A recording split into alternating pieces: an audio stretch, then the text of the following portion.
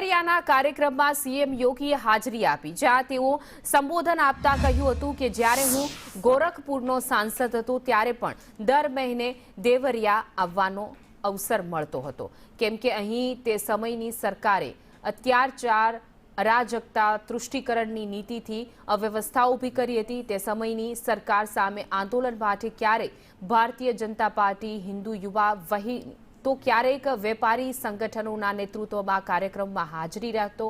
ગોરખપુરથી દેવરિયાનો 2 lane highway ઘણો મુશ્કેલ હતો, તો તે સમયે પણ અનેક જગ્યાઓ પર સિંગલ લેન હાઈવે હતો અને જગ્યાઓ ટ્રાફિક જામમાં ફસાઈ જતા હતા। આજે અને આનંદ થાય છે કે 4 લેનના કારણે ગોરખપુરથી દેવરિયાનું અંતર ઘટી ગયું છે, क्योंकि यहां पर तत्कालीन सरकार के उत्पीड़न, तत्कालीन सरकार की अराजकता,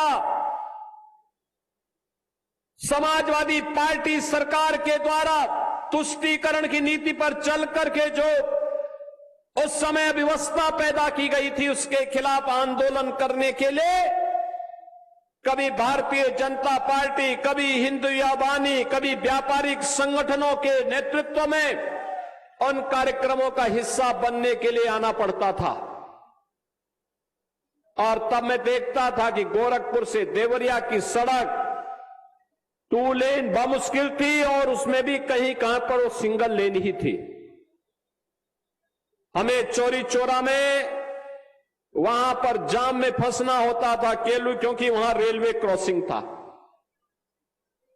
आज मुझे बताते हुए प्रसन्नता है, गोरखपुर से देवरिया की दूरी अब 4 लेन के कारण और कम हो गई है।